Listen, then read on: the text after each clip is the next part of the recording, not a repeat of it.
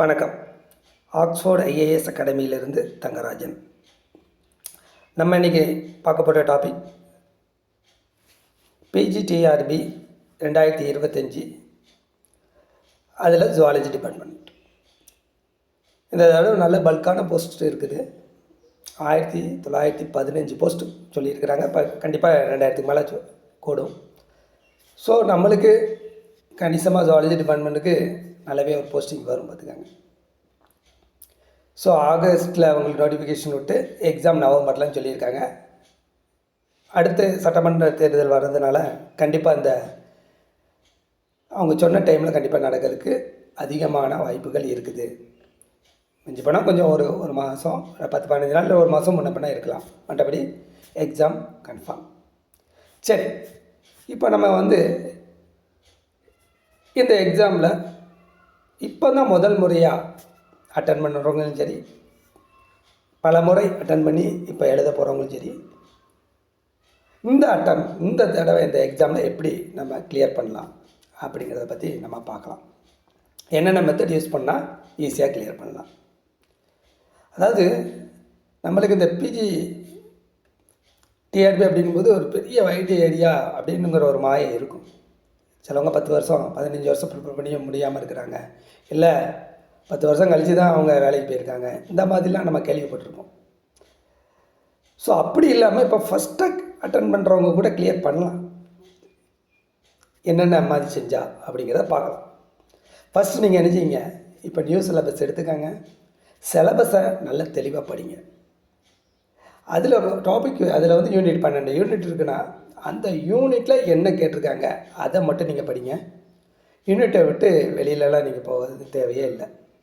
First syllabus என்னதோ அதை மட்டும் நம்ம ப்ரிப்பேர் பண்ணால் போதும்.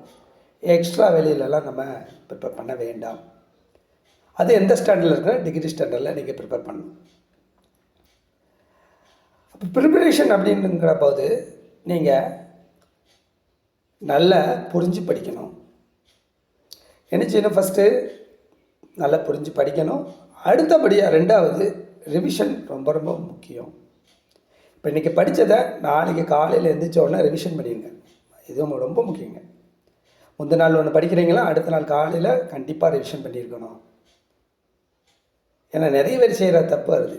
நம்ம நிறைய படிக்கணும், நிறைய ஏரியா இருக்குதுன்னு சொல்லிவிட்டு அப்படி படிச்சுக்கிட்டே போவாங்க. ஸோ கொஞ்சம் ஒரு யூனிட் 2 யூனிட் 3 யூனிட் 4 யூனிட்னு போகும்போது அந்த நம்ம படித்ததுக்கு சுத்தமாக மறந்து போகும். திருப்பி அதை புதுசாக படிக்கிற மாதிரி படிப்பாங்க. ஏன்னா இதெல்லாம் நம்ம முன்னாடி படித்தோமா அப்படிங்கிற மாதிரி கூட டவுட் வந்துடும். ஸோ இதை தவிர்க்கிறதுக்கு என்ன செய்யணும் அப்படின்னா, அடுத்த நாள் காலையில் ரிவிஷன் கண்டிப்பாக பண்ணி ஆகணும். அந்த வீக்லி ஒரு ரிவிஷன் நம்ம பண்ணணும். சரிங்க சார், நான் நல்லா படிக்கிறேன், ரிவிஷன் பண்ணுறேன், வீக்லி ரிவிஷன் பண்ணுறேன், 15 நாளுக்கு ஒருக்கு ரிவிஷன் பண்ணுறேன், மந்த்லி ரிவிஷன் பண்ணுறேன், போதுமானா கண்டிப்பாக காணாதுங்க. நான் சொல்கிற இந்த இவ்வளவு படிக்கிறது, புரிஞ்சு படிக்கிறது, ரிவிஷன் இது ஒரு 50% தான். அடுத்த 50% டெஸ்ட் எழுதி பார்க்கணும். அது வாரம் டெஸ்ட் எழுதணும், மாதம் டெஸ்ட் எழுதணும். டெஸ்ட்டு ரொம்ப ரொம்ப முக்கியம். எப்படி ரிவிஷன் நான் ரொம்ப ரொம்ப முக்கியம்னு சொல்கிறேனோ அதுமாதிரி டெஸ்ட் ரொம்ப ரொம்ப முக்கியம். டெஸ்ட்டு நிறைய நீங்கள் எழுதி பார்க்கும் பொழுது ஆட்டோமேட்டிக்காக நம்மளுக்கு மார்க்கு கொடுங்க.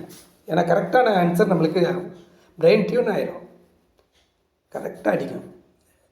தெரியாத ஏரியாவில் கூட அது கெஸ் பண்ணி கொண்டு வந்துடுங்க. நம்மளை அறியாமலே கரெக்டாக பண்ணுவோம். இப்போ ரிவிஷன் பண்ணிவிட்டு நல்லா படிச்சுட்டு டெஸ்ட்டு எழுதாமல், அதை எழுதி பார்க்காம ப்ராக்டிஸ் பண்ணாமல் எக்ஸாம் எழுதுகிறவங்க ஒரு 100 மார்க் எடுக்காங்கன்னா, அதே அவங்க அடுத்த டெஸ்ட்டு நல்லா எழுதி பார்த்து, நிறைய test, weekly test, monthly test, model test, இந்த மாதிரி நிறைய டெஸ்ட் எழுதி பார்த்துட்டு போய்ட்டு எக்ஸாம் அட்டன் பண்ணால் 15லேருந்து 25% அவங்களுக்கு மார்க்கு கூடும். அதாவது 100 மார்க் எடுக்கவங்க கண்டிப்பாக 115லேருந்து 125 வரைக்கும் அவங்களுடைய அந்த ஸ்கில்லுக்கு கூடும். அவங்களுடைய என்ன சொல்லுவாங்க, அந்த ஸ்கில்லை விட, அவங்களோட திறமையை விட கொஞ்சம் கூடுதலாகவே, அவங்க படித்த கெப்பாசிட்டியோட கூடுதலாகவே அவங்க மார்க் எடுக்கலாம். இது ரொம்ப உண்மை. நீங்கள் வேணால் சேலஞ்ச் பண்ணி சொல்கிறேன், நீங்கள் டெஸ்ட் பண்ணி கூட பார்க்கலாம். ஏன்னா மேக்ஸிமம் நீங்கள் டிஆர்பி முன்னாடி எழுதுனவங்க பார்த்தீங்க அப்படின்னா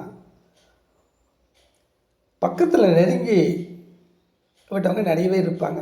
ஒரு மார்க்கில் இருந்து 1 2 3 4 5 மார்க்கு வரைக்கும் நிறைய பேர் அந்த மார்க்கில் தான் கிடைக்காம போயிருக்கோம் உங்களுக்கு.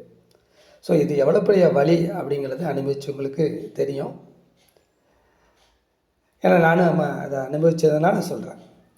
ஏன்னா அந்த ஃபீலிங் வந்து நம்ம மறக்கவே முடியாது. ஸோ அப்போ அந்த மாதிரி உள்ளவங்களுக்குலாம் அந்த டெஸ்ட்டு அவங்களாம் மேக்ஸிமம் என்ன தவறு பண்ணியிருப்பாங்கன்னா அந்த டெஸ்ட்டு நிறைய எழுதி பார்த்துருக்க மாட்டாங்க. ஸோ தெரிஞ்ச கொஸ்டினை கூட அவங்ககிட்ட கேட்டு பாருங்கள். ஒரு 3-4 கொஸ்டின்ஸு தெரிஞ்சிருக்கும், நான் சரியாக அது தவறான ஆன்சர் போட்டு வந்திருப்பாங்க, இந்த மாதிரி பண்ணிட்டு வந்திருப்பாங்க. அவங்களாம் டெஸ்ட் எழுதி பார்த்துட்டு போனால், நிறைய டெஸ்ட் அட்டன் பண்ணிட்டு போனால் கண்டிப்பாக ஒரு 15 மார்க் 20 மார்க் கட் ஆஃப்லேருந்து கூடிரும். ஸோ நம்ம டாப்பில் வந்துடலாம். ஸோ இது ரொம்ப ரொம்ப முக்கியம். அப்புறம் புரிஞ்சு படிக்கணுங்க. நான் புரியாமல் வந்து படிக்கிறதுக்கு சின்ன ஏரியா கிடையாது, நிறைய விஷயங்கள் இருக்குது. ஸோ மேக்ஸிமம் புரிஞ்சு படிக்கணும்.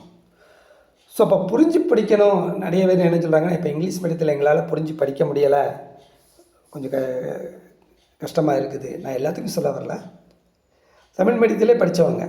ஸோ அவங்களால புரிஞ்சு அதை படிக்க முடியலை அப்படின்னு சொல்கிறவங்களுக்காக தான் நம்ம இப்போ இன்ஸ்டியூட்டில் தமிழ் மீடியத்தில் கிளாஸ் பண்ணுறோம். ஸோ தமிழ் மெட்டீரியல் கொடுக்குறோம். அதே மாதிரி நல்லா தெளிவாக இப்போ நீங்கள் வந்து எந்தெந்த ஏரியாவில் என்னென்ன முக்கியமான பாயிண்ட்ஸ் இருக்குது அப்படிங்கிறத நீங்கள் தேடி கண்டுபிடிச்சி பண்ணுறதுக்கு சிலவங்க இப்போ ஒர்க்கிங் பீப்புள்ஸ் எல்லாம் அவங்களால பண்ண முடியாது. ஏன்னா வந்து இந்தந்த ஏரியா படிங்க அப்படின்னா அவங்க படிச்சிருவாங்க, சூப்பராக படிச்சிருவாங்க. ஆனால் தேடி கண்டுபிடிக்கிறதுக்கு அவங்களுக்கு டைம் இருக்காது. ஏன்னா ஃபுல்லாக ஒர்க்கிங்கில் போயிட்டு வராங்க. ஸோ ரொம்ப அவங்க அதில் போட முடியாத கண்டிஷன் இருக்கும். ஸோ இப்போ அவங்களுக்காக அந்த மாதிரி உள்ளவங்க என்ன பண்ணலாம் அப்படின்னா, கண்டிப்பாக நம்ம இன்ஸ்டியூட்டில் ஜாயின் பண்ணிக்கலாம். இப்போ நாங்கள் எங்களோட வேலை எந்தெந்த ஏரியாவில் முக்கியமான பாயிண்ட்ஸ் இருக்குது இதெல்லாம் அவங்களுக்கு கொடுப்போம். ஸோ அது தமிழ்லேயே நம்ம பண்ணுறதுனால ஈஸியாக புரிஞ்சிக்கலாம். நீங்கள் புரிஞ்சு படிக்கிறது ரொம்ப ரொம்ப முக்கியம். ஸோ ஈஸியாக புரிஞ்சு படிக்கலாம். Test, weekly test, monthly test, model test, நிறைய டெஸ்ட்டு கொடுப்போம். ஸோ டெஸ்ட் எழுதி பார்க்கலாம்.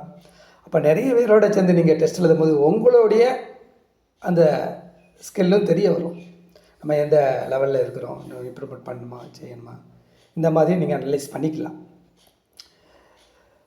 ஸோ நல்ல நான் சொல்கிற மாதிரி ஃபஸ்ட்டு சொன்ன மாதிரி நல்லா புரிஞ்சு படிங்க, ரீகால் பண்ணுங்கள், அப்புறம் டெஸ்ட் எழுதி பாருங்கள். அது செல்ஃபாக ப்ரிப்பேர் பண்ணுறவங்களுக்கு அதை தான் நான் சொல்கிறேன். இந்த 3ம் கண்டிப்பாக பண்ணிடுங்க. அதில் வந்து தவறையே விட்டுறாதீங்க.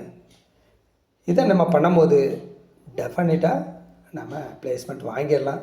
அதில் எந்த வித டவுட்டும் இல்லை. முதல்ல அது பெரிய ஏரியா அப்படின்னு நினைக்காதீங்க. அதை தனித்தனியாக பிரித்து நம்ம அதை நல்லா படிக்கும்போது அது நம்மளுக்கு ரொம்ப ரொம்ப படித்து முடித்த பிறகு பாருங்கள் ரொம்ப சிம்பிளாக தெரியும். படிக்கிற வரைக்கும் அது பெரிய டாப்பிக்கே தெரியும், பெரிய ஏரியாவை தெரியும். படித்து முடிச்சுட்டு திருப்பி வாங்கும்போது இப்போ இதைத்தான் நம்ம எவ்வளோ கஷ்டம் நினச்சிட்டு இருந்தோமா அப்படிங்கிற மாதிரி நீங்கள் நினைப்பீங்க. ஸோ நாளைக்கு அப்படிங்கிறது வேண்டாம், இன்றைக்கே நீங்கள் ஸ்டார்ட் பண்ணிடுங்க. ஸ்டார்ட் பண்ணி சொன்ன 3 விஷயங்களை நீங்கள் பண்ணிடுங்க. கண்டிப்பாக நீங்கள் இந்த 2025 டிஆர்பியில் நீங்கள் பிளேஸ்மெண்ட் ஆகி ஒரு அரசு ஆசிரியராக மாறதுக்கு என்னுடைய வாழ்த்துக்கள். கண்டிப்பாக ஆவீங்க. ஸோ வாழ்த்துக்கள். தேங்க்யூ.